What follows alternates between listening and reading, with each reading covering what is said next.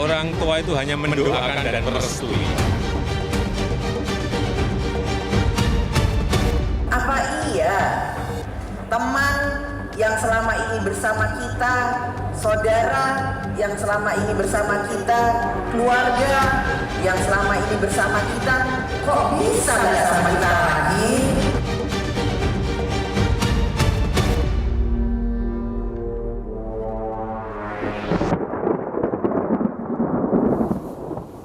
Ya, pemirsa, Presiden Joko Widodo merestui Gibran Rakabuming Raka yang diusulkan Partai Golkar untuk menjadi cawapres Prabowo Subianto.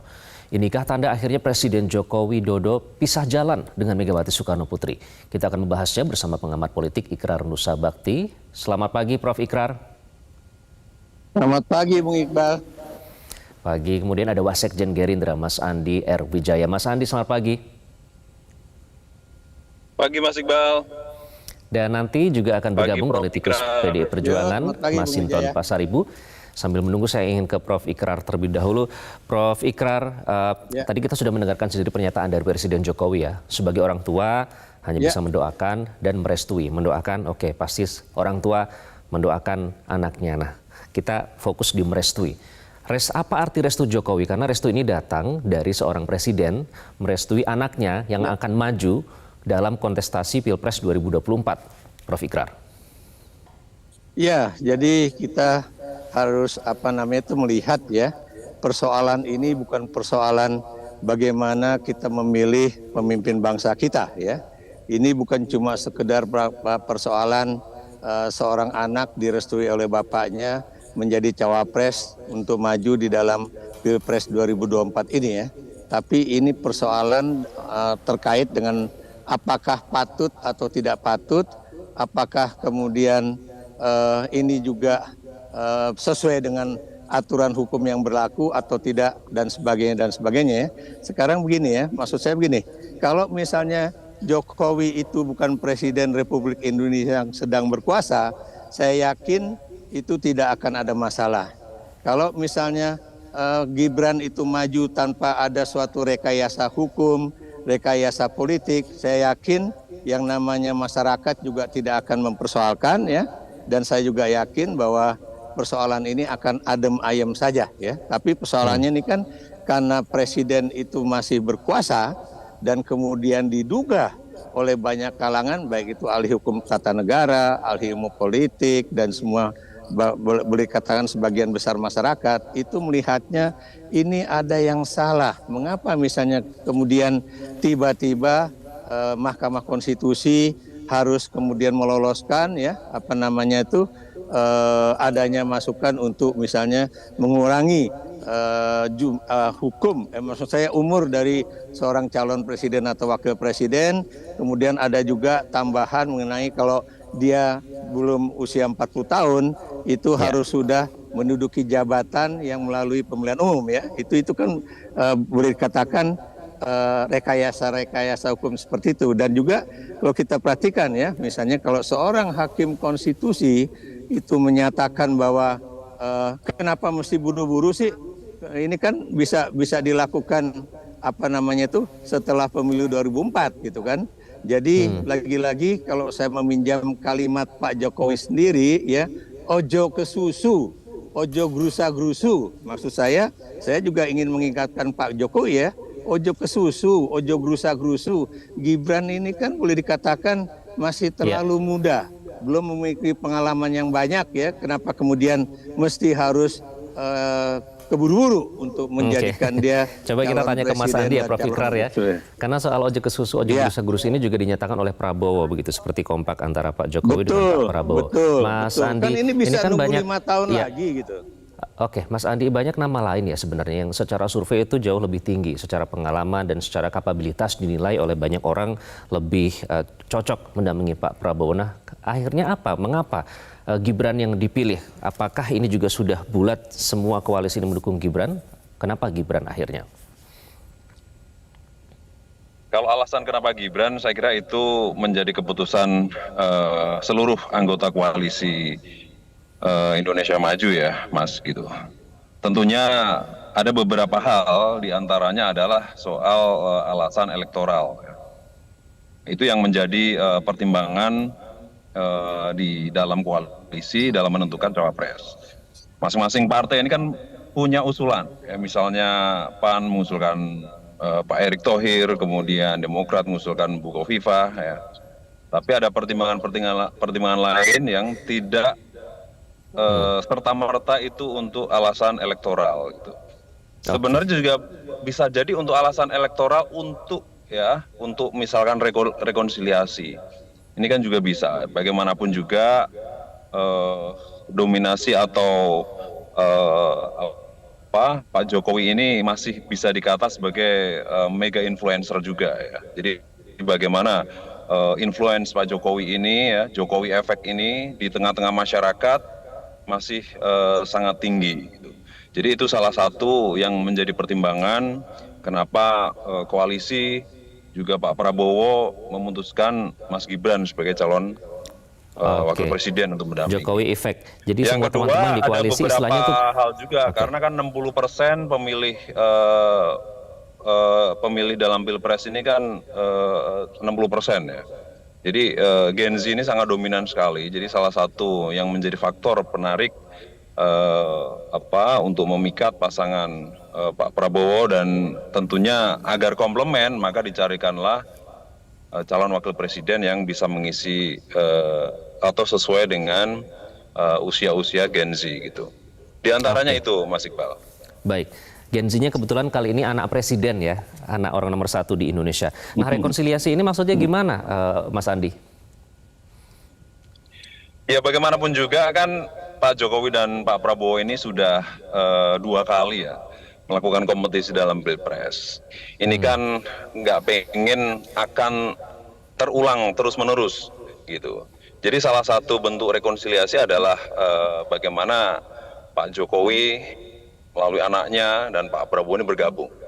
Ini adalah salah satu bentuk rekonsiliasi ini, Mas. Kita juga melihat ke depan polarisasi ini sangat tinggi sekali. Ya, Mas Iqbal, Prof. Ikrar juga mungkin melihat bagaimana di 2019 kemarin sangat tinggi sekali, sangat kental, polarisasinya sangat tinggi. Jadi itu yang membuat agar jangan sampai anak bangsa ini terpecah belah ya, antar anggota keluarga aja sangat pertengkarannya sangat sengit gitu. Jadi gara-gara Pilpres. Sebenarnya dalam rangka itu sih, Mas. Oke, rekonsiliasi antara Pak Jokowi dengan Pak Prabowo. Tapi bagaimana hubungan dengan Jokowi dan Megawati? Nanti kita akan bahas lebih lanjut. Apakah juga sudah izin istilahnya Kulon Nuwun untuk menarik kadernya untuk menjadi cawapres mendampingi dari koalisi lain? Nanti kita akan bahas lebih lanjut sambil menunggu Bang Masinton bergabung dengan Selamat Pagi Indonesia. Tetaplah bersama kami di Selamat Pagi Indonesia. Anda kembali di Selamat Pagi Indonesia, pemirsa. Koalisi Indonesia Maju sudah memutuskan Gibran Rakabuming Raka, anak dari Presiden Jokowi, akan mendampingi Prabowo Subianto dalam kontestasi Pilpres 2024. Nah, kita masih bersama dengan Wasekjen Partai Gerindra, Mas Andi Erwijaya, dan ada pakar politik Ikrar Nusa Bakti, Prof. Ikrar, dan Mas Andi masih bergabung. Mas Andi, Pak Prabowo sudah izin belum ke Bu Mega?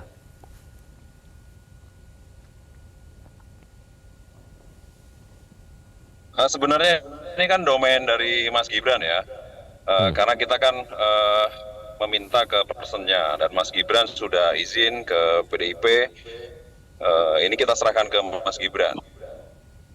Oke, nanti Gibran yang akan menjalin komunikasi itu. Nah, tapi ada komunikasi yang jalin nggak antar ketua umum ya, Mis? Ini kan kader PDI Perjuangan menyeberang ke koalisi lain begitu. Komunikasi antar ketua umum sendiri gimana antara Prabowo dengan Bu Mega, Mas Andi? Pak Prabowo dengan Bu Mega sebenarnya nggak ada masalah, Mas. Jadi dalam komunikasi antar elit nggak ada masalah. Ini kan mungkin ya ada soal karena person saja ya yang akan diminta bergabung sebagai cawapres. Jadi berbicaranya dengan Mas Gibran yang dipinang dan ini udah bicara juga dengan Pak Jokowi, kemudian juga dengan Mas Gibran langsung dan Mas Gibran sinyalnya memberikan persetujuan. Lalu komunikasi dengan partai, dengan PDIP, dan itu sudah dilakukan gitu. Jadi kami bukan dalam kapasitas untuk komunikasi dengan partai Mas Gibran gitu, tapi kami dengan personnya Mas Gibran. Dan fenomena seperti ini sebenarnya juga pernah terjadi juga ya. Dulu 2004 Pak JK maju bersama Pak SBY, padahal Partai Golkar punya calon sendiri waktu itu. Jadi Wiranto dan Solahuddin Wahid. 2014 terulang lagi. Jadi Pak Jokowi ini mengambil kader Golkar, ya, Pak Yusuf Kalla, di mana Golkar waktu itu tidak mendukung Pak Jokowi. Jadi fenomena politik seperti itu biasa gitu. Jadi yang pendekatannya adalah Mas Andi, ya, komunikasi ini sudah sejak kapan dilakukan, Mas Andi? Komunikasi yang tadi Anda nyatakan sudah dengan Gibran, sudah direstui Jokowi, ini sudah sejak kapan dilakukan?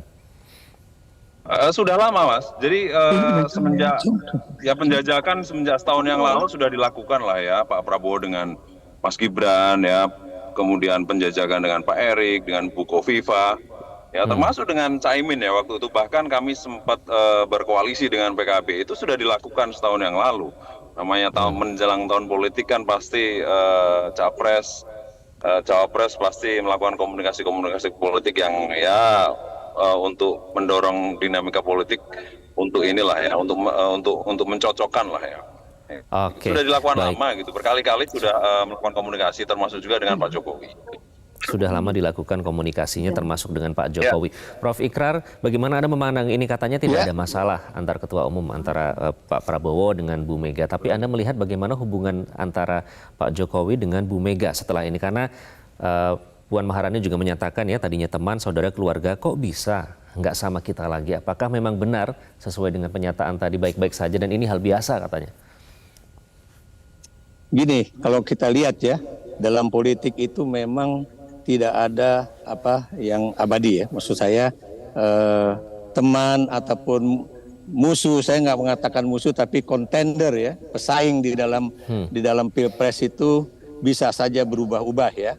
Karena memang ada kepentingan, jadi kepentingan itu lebih abadi dibandingkan dengan persoalan pertemanan ataupun persaingan gitu kan.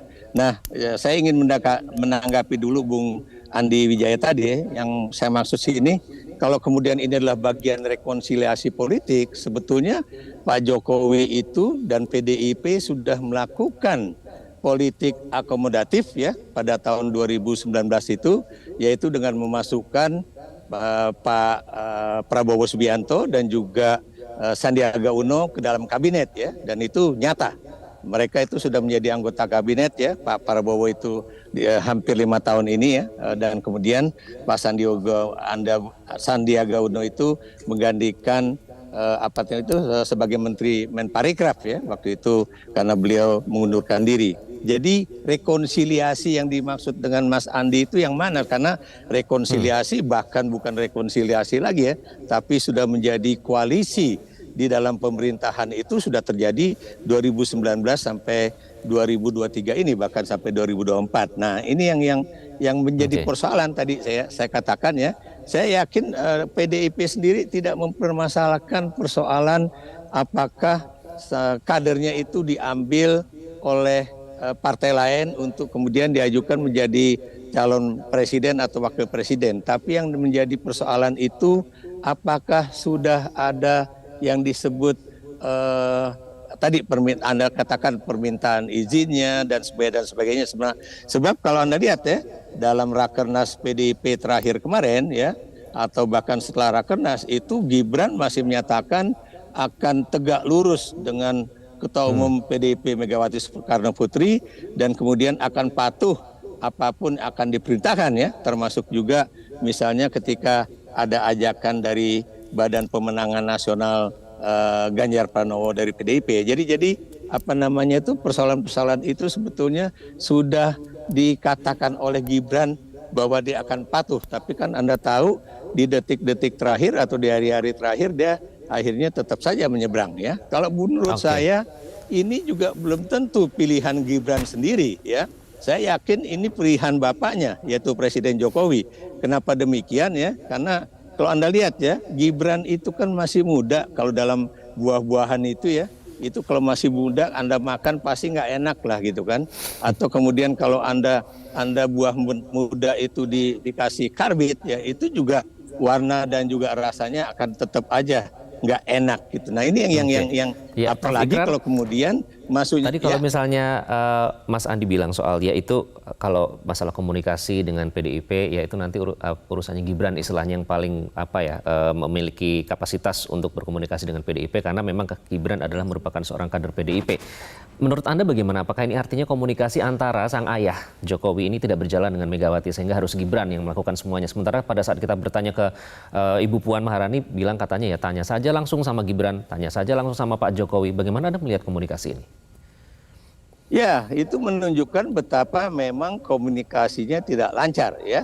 Selama ini teman-teman di PDIP termasuk Pandana Baban yang berbusa-busa ngomong di televisi, kemudian di berbagai kesempatan dia mengatakan bahwa hubungan Bu Mega dengan Pak Jokowi itu baik dan itu mereka udah seperti anak dengan ibu dan kemudian macam-macam lah ya.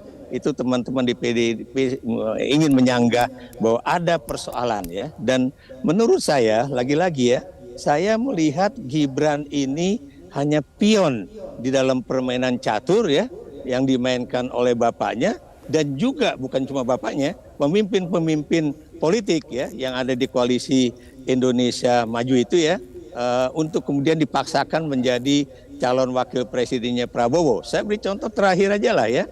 Itu bagaimana pimpinan-pimpinan partai itu sampai menunggu Pak Jokowi itu pulang dari lawatan ke Cina dan juga ke Timur Tengah gitu kan. Jadi kemudian sebenarnya menunggu Pak Zulhas, Pak.